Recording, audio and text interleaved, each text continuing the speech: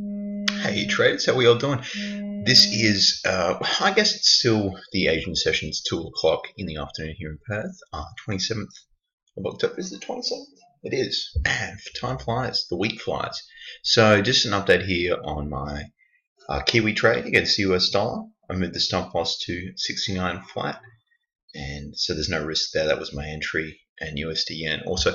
Look, the USD yen is what I would term, it's not 50-50, but it's not, a really super high probability that it's going to take off. It's still got a bit of work to do, and we'll see. I mean, this candle is interesting with the wick there, and it tested the high of 114.260.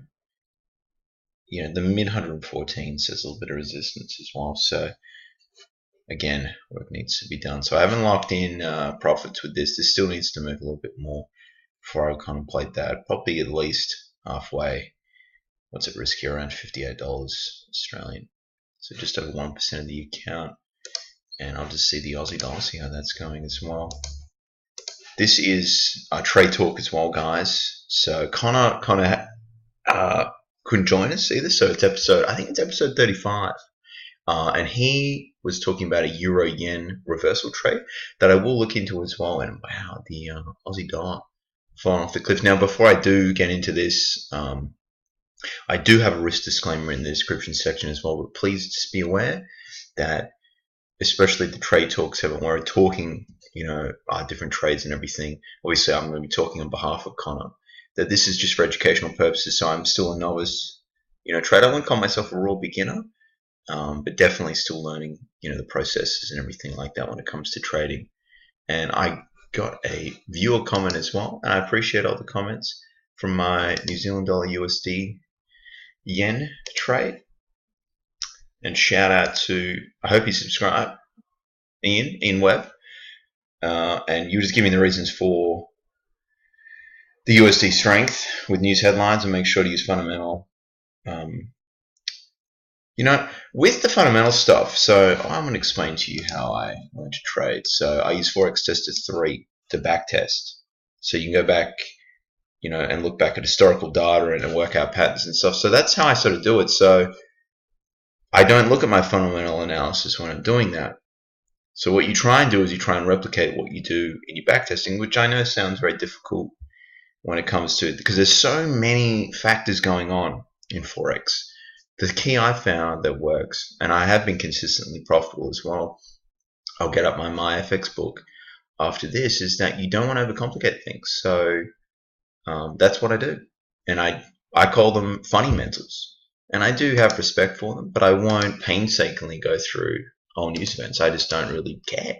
Because look where that stop loss is. You're going to absorb a lot of, volatility. And then once it takes off, I'm with a stop loss to break even, and it's sort of that simple. And I don't overanalyze things, and I didn't really know what led to any of this. I just sort of saw this and was like, that's a signal, and I went in. So I don't overanalyze, I don't overcomplicate. I won't look at the news really before And a lot of traders do that. So I will. What you'll find though is in the lead up to a news event, everything tightens up anyway. So there's no signal, and then something happens once markets have digested information, and then you sort of get into it. I will bring up this example where fundamentals do play a key role, and that was with this. So I got in, but my stop loss was too tight, just because that's how the bands are. I sort of work off that and the 55-day moving average. I will set my stop loss off that. And then there was some chatter about the head of the Federal Reserve or whatever it is in America, and they were going to replace her, Janet Yellen, and it dove down. It took me out, and then it went back up again. So you got to trade and be able to appreciate that having the tight stops and not really looking into the news can hurt you as well. So that's important. But I do have white stops. It just means it's more patient and painstaking to sort of, let the trades go. So that's how I play it. Okay. And, higher time frames, 4 hour daily. I'll go to the Euro Yen now. Mr. Connor Murphy was talking about it. I think I should have it. Euro yen. He was talking a reversal trade. I didn't get a screenshot of it. But I think he's back into demo testing. So if you've been following Trade Talk for some time, kind of had a break and was just back testing extensively, but he is back into the demo trading and trying to develop his skill set a little bit. Euro yen. You'd think it'd be the other euro stuff, but it didn't look like it was. Euro yen, where are you?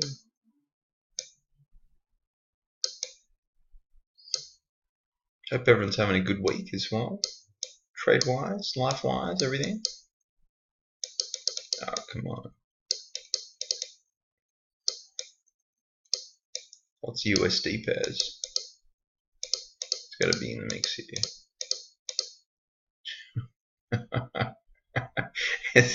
It's not even there. That's rough, isn't it? So many pairs. What is that? Twix?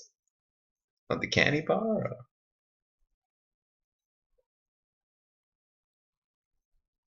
Not really sure why it's not here, guys. We got once more.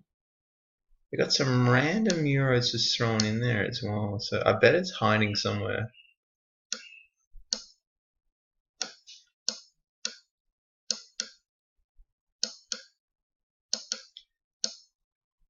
If anyone follows the euro yen and you are in that trade, I think it was a reversal.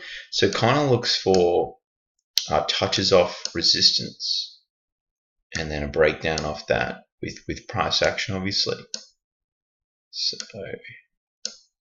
oh, there it is. Jeez Louise, Scott Andrews, what are you doing? We'll go to the daily. He trades the daily. I do apologize for that as well, guys. Big time amateur hour grid. That could be it, probably. I would say that would be it. And his stop loss is not, bang on the high of that candle either.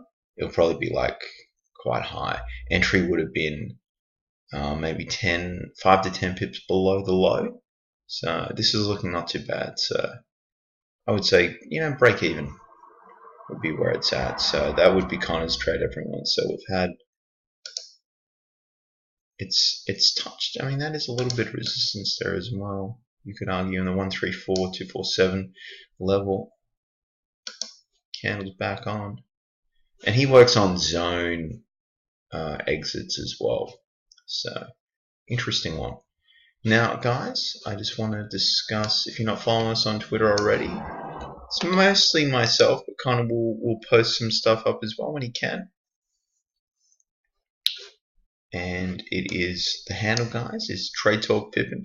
And you can find all the videos we've done in our Twitter as well, and also YouTube as well. So everything that I posted is in here. So there's a mix of stock trading and also Forex stuff. Originally I got into Forex, but slowly growing. I've noticed 87 now. So I don't really do this, obviously, because I don't get a whole lot of views.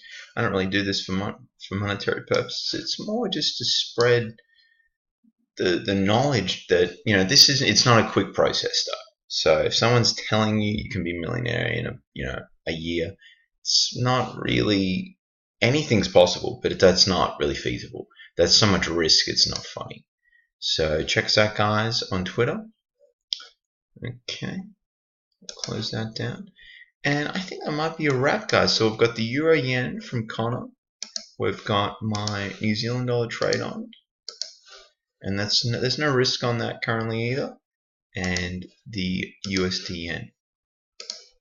And this one is going to be the more interesting of the bunch, though. So we'll see. We'll see with this one. Anyway, guys, I thank you for watching. Have a fantastic week as well. And I may be out soon with a couple more analysis videos as well later. But I'll keep you posted. Thank you for watching anyway. Have a great day. Bye.